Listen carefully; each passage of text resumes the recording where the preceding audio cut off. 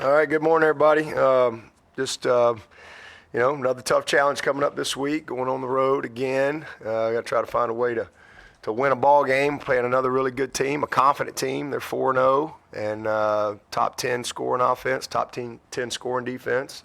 So a very confident group, and especially there at home. Another great quarterback. This kid is an exceptional player. Got a lot of respect for him. He's averaging almost 90 yards a game rushing, 7.5 yards a carry. He's got 6 touchdowns. Kind of everything goes through him. But they do a great job, schematically for sure. Big offensive line. Got a couple big receivers, a couple long guys out on the edge. One of them, I think number 5 is about 6'6". 17's a big long kid as well. So 500-something yards a game, bunch of explosives in the run game and the pass game, 2 good running backs. It's a good football team, a true RPO team. So everything comes through the run game, and whether it be the quarterback or the running back, but a huge RPO team and swap boots that come off of that, so that challenge you from a communication and discipline standpoint. A little bit of option built in as well. A lot of shots, a lot of scrambles. If you look at the Purdue game, first 2 touchdowns of the game, 3rd and 10, and he just scrambles around and runs for about 14 yards. And next play, he runs it to the goal line, and then they score. And then the second touchdown, 3rd and 10. He scrambles around, everybody's covering, and he runs for a 35-yard touchdown. So, that's what you're dealing with this guy. And, so he's an explosive player that can do a lot of things. He's a very confident thrower. He will take his shots. I mean, it's just kind of nature of what they do. A lot of complementary plays, a lot of double moves, screen and goes, all those type of things. So they do a nice job. But again, all starts with this quarterback, and then defensively, they're a true 3-3-5 defense. And when you're dealing with that, you're going to get, every look known to mankind. So a lot of exotics. Rarely do they ever end up where they line up. It's a twist or a loop. Or some type of stunt every single snap, and so challenges you from a communication standpoint, as far as how you pick that stuff up in the run game, and in the pass game, the protection wise. So post snap discipline is really, really important in a game like this. But they play hard. They play physical. They swarm to the ball. And again, they're the 7th scoring defense in the country right now, and a lot of that is they really understand their scheme. They know how to play their scheme and do a nice job. So again, another big challenge for us. Proud of our team. Disappointed obviously with our record, but really proud of our guys and how they've played the game. And we have played our tails off with the things that indicate you should win. And, the toughness, the physicality, the will to win, the belief, discipline. They've done so many good things. And, but for us, it's all about the ball. And unfortunately, we're 2-2 because we've just been horrendous when it comes to not just turnovers, but the type of turnovers. 36 points in 4 games is we're lucky that we're 2-2, honestly. We've only won the margin one time.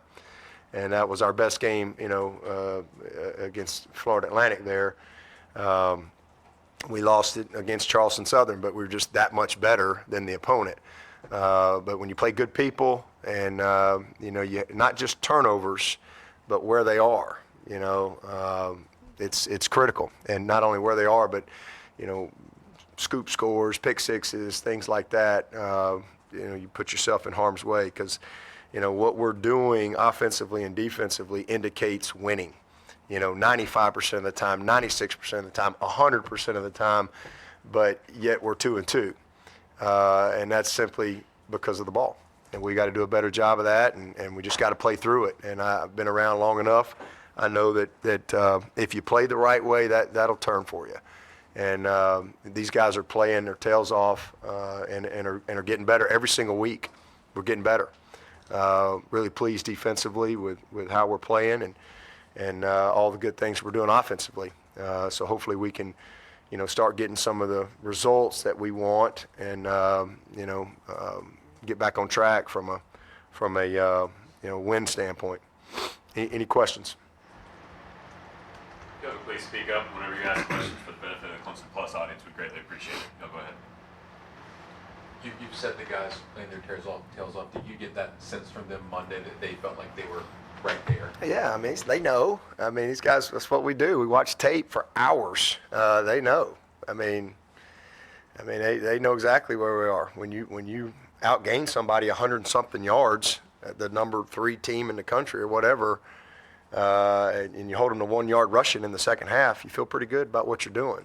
And and then same thing offensively. When you outrush the opponent, you're doing good things on third down. We've outgained every opponent we've played, And again, we've been in position to win every game.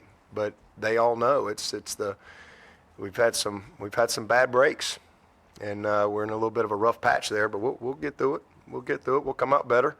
But they're playing the right way, and not that they're perfect. There's always details and things that you can improve upon, always. But as far as the big things, the attitude, the belief, the physicality, the toughness, the will to win, discipline, penalties, things like that, they're really doing a nice job.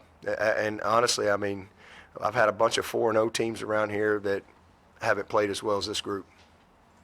What's your approach in a situation like this? Just in, coaching them up, loving them, when it's something like turnovers and in just the worst possible part of the field. It's stuff they know. They aren't trying to turn the ball over. No. I promise you, we don't have a better kid on this team than Phil Maffa. There's not a better guy. The guy just ripped off a 46-yard run, and they just caught it. He just didn't check backside, And we're human.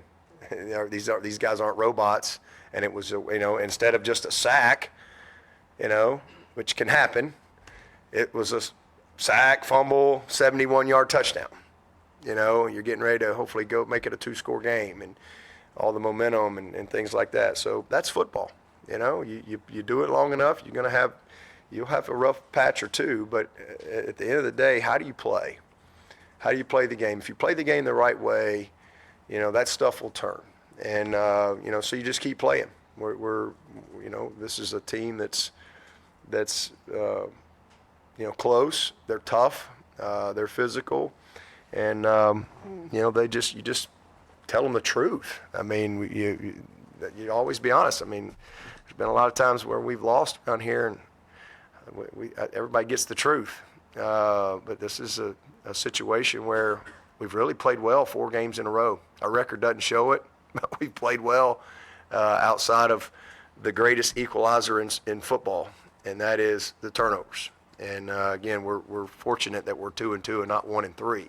Because when you play good people, and Duke's a really good team, Florida State's a really good team, and you statistically dominate the game, you don't take care of the ball, you get beat.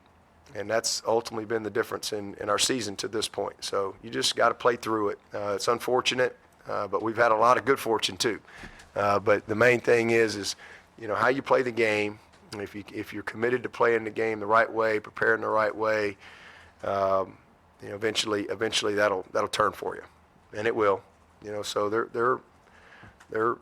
they're a pissed off team, because this is, you only get 12 opportunities to play, and you work all year for it, and you feel like you've missed out on huge opportunities. So you own it, you look at it, but you press on. That's what football teaches you. You just get up and what are you going to do about it? Well, let's see if we can have a good practice today. Let's see if we can go win this game, and start going from there. That's what you do. With Schrader and it being a true RPO offense, how much is kind of designed to get him out, and how much is he feels pressure and just takes off? Well, the 2 big plays in the Purdue game, he just takes off. he just gets back. They're in man coverage, and they got him. One time they actually have him, but I mean, we got plenty of tape where we had him too, and we don't have him. He's a big, strong kid, and he's just got a great feel. He's fast. He's faster than he is quick, but yet he's very elusive. He's just kind of slippery in the pocket, even though he's not a quick twitch guy. But you let him get outside, he's gone. I mean, he can really, really run, but he's just got a good feel for stepping up, pushing out one way or another. But you look at those two big plays in the Purdue game that led to the 2 touchdowns. I mean, he just scrambled around. The next thing you know, he's outside, and there he goes. And one went for a first down and then a score. The other one was a 35-yard touchdown. But they do a lot of design runs too. I mean, he is their leading rusher. So they're going to run a lot of speed option with him. They certainly run some zone read stuff, but they run a lot of midline where they actually, they're reading a D tackle, and they do it different ways. They'll read the D tackle, the true power read where they'll read the D tackle, and if the D tackle is chasing, he'll pull it. And they also will run what we call the reverse power read, if you will, where the back's coming, everybody's blocking that way, and he'll read the D tackle. And if the D tackle kind of goes to the back, then he's running out the backside. He's basically the running back. So they do a lot of different things that challenge you. So you got to be careful. They run a lot of swaps and swap boots, which creates conflict for your linebackers. And so you got to be careful not to over squeeze at defensive end. So it's everything's designed through this quarterback. Ball's in his hands. And he makes them go for sure, because he's making a lot of decisions, whether it be through the RPO game or his run game decisions that he's making, whether he's running it, giving it, and then his creativity scrambling the ball and his ability to break tackles. And then what doesn't get mentioned about him, because you look at all these stats, guys, 90 yards rushing, 6 touchdowns, 7.5 yards a carry. What doesn't get mentioned about him is he can throw the football. I mean, he is a confident thrower. I mean, he will flat out let it rip. And you don't hear as much about that with him, but he's a good thrower and creates a lot of problems. He's made some big throws in scramble situations. I think it was Western Michigan maybe. Same thing, scrambles around, and next thing you know, a DB's eyes go to the backfield. They lose their guy. He throws it, and it's about an 80-something yard touchdown pass. So you have to have great discipline in your scramble coverage. And what I mean by that is you got to stay with your guy. You got to let everybody else do their job, and you rally late if he crosses the line of scrimmage. But as long as he's behind that line of scrimmage, you better cover your guy. And so it takes a lot of discipline, because he can create time. He can most of the time you think of a play 1.8 to about 3.2 seconds, from a pocket standpoint, and he can extend that sucker to days, it seems like, and that's a long time. So you got to really, really be disciplined downfield and not come out of coverage. So he's a really good player. I got a lot of respect for him. He's one of the toughest kids you're going to see. And Dino does an awesome job, schematically and really putting them in a position to win. How much confidence do you think it gives your defense that y'all were able to contain Travis and pressure him and make him uncomfortable in kind of a similar Our defense is incredibly confident, not just because of that, just because they put the work in, I mean, we're freaking good. I mean, it's a good defense. They've been in position. This defense ought to be 4-0. Again, you can nitpick and a play here, a play there. This defense has played their tails off, and it's unfortunate that they're a top 10 defense, but they're not a top 10 scoring defense, because our offense has scored, a bunch of points against them. They're confident because of the work they've put in, the preparation they put in. They're playing tough. I'm really proud of them, and we just got to continue. We got to continue to play that way, and if you only. And they've done that for 4 straight games. So, if you only play that way at home, or if your record is this, or if you're playing a team who's good or bad, whatever, then you're never going to be consistent. And I think they've created a lot of consistency in their performance and have gotten better every week. And so that's why they're confident for sure, but certainly playing a great team, and, a team that went up and down against the field. LSU went up and down the field, 45 points, and they rushed for 22 yards. Again, you can track that. That won't happen again this year. I'll guarantee that. That's a really good running football team, and quarterback and running back. So, but their confidence comes from their preparation. How similar or different is Schrader from Riley Leonard, and what does that mean? They're similar. They're very similar. Big, long dudes that can break tackles and can really run when they get out in the field. But Schrader's just more experienced. Just got a lot. He's got a little more water under the bridge. Nate Wiggins, I guess, do you anticipate practicing this week? Day to day. Yeah, he's day to day. Moved around last night, and I think he'll get better each day. And we'll see. What went into the decision to take the red shirt off of Ronan? Cole getting hurt. Cole being out for the year, and just kind of looking at the longevity of the season, and we knew that Ronan could help us on special teams right away, because we're a little thin right there as far as some of our core guy, and so he did a great job for us last week, and so he's a guy that needs to be a core guy for us moving forward, and he's just going to keep getting better, as a receiver. He's a very, very mature kid, very conscientious kid. He can run. He's tough. He's got ball skills. But the biggest need is we needed another core special teams guy, and just his physicality and his maturity. So had it not been for Cole going down, we would have probably stayed the course with him. But that's the decision there. Staying with wide receivers, Troy Stellato, breakout game Saturday. Yeah. You said during the camp, you don't know what to expect, don't really expect anything out of him. How pleased have you been with the way he's progressed? Yeah, as I said, anything we got from Troy is going to be a bonus, right? Because we weren't going into the season counting on him because we couldn't count on him. Hard to count on a guy that's never available. So our expectation is for him to do exactly what he's doing and being a great player. That's why everybody in the country wanted that kid. He's a very talented kid. He's just for 2 years he's not been available, and he missed all of camp. So, but he's worked his butt off, and he's in a good spot. And now that he's had a little bit of success, I think again, if he stays available, I think you're going to continue to see him soar. Because he's kid can play, he can run. Now and I don't know if you've noticed, but now the brace is off. They wouldn't let him play without the brace, but now the brace is off, and so he's incredibly confident. He's got a little swagger to him. He's a tough kid. He's a snatcher. He really doesn't catch the ball; he snatches the ball, and that's he's different that way. He's a guy that has already helped us, and he's got his whole career in front of him.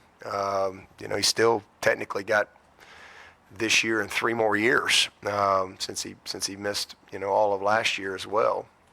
So he's got a whole future in front of him, and has the ability to be a really, really good player. Hopefully the tough breaks and injury bugs behind him, and if it is, I think you'll continue to see him rise. What's the latest on Antonio? Getting better, same thing, day to day, improving every day. Dabo, Good. a couple of your players speaking yesterday, like Rook and Mitchell Mays, talked about how they've been able to dream so big with this program, but because of this 2-2 start, they've kind of had to shrink that dream and be more realistic. Yep. How do you lower expectations without lowering the standard? I don't think we lower expectations. You might have to get a new dream. Sometimes we all have dreams. Sometimes you got to get a new dream, right? As a person of faith, that's what, as we all make our plans in life, but God orders our steps. So, you know, I've had a lot of great plans along the way, but God had a different plan. And that's what my life has taught me. You just walk it out. I don't really always understand why things happen. I mean, there's been but my life has taught me that, you know, when I've been incredibly disappointed in my life because something didn't go my way, I didn't get the job I wanted to get, whatever, and it didn't go according to my plan. Well, God had a different plan. But so God orders our steps. You just got to walk it out. And, you know, so sometimes it's, you know, and I think it's important to dream big, man. I think that's like huge, massive dreams. That's awesome. But sometimes you got to tweak your dream a little bit, because of you got to keep moving forward. So God's plan is always bigger than our plan. We don't always understand why things are happening. Again, it's disappointing because this is one of the best teams I've had, and you know, this team's better than some of the 4-0 teams I've had, and they're playing really, really well. They just haven't been rewarded for it, and you know, your heart hurts for them. But what a great opportunity we have to respond. You know, what a great opportunity we have to grow. Something good comes from everything, and so you just let's see if we can win a game this week. That's what we need to do, and we can worry about, you know, whatever after that. So let's just dream about beating Syracuse this week. If we can get that done, and we go from there. A lot of great days ahead for all these guys. As you talk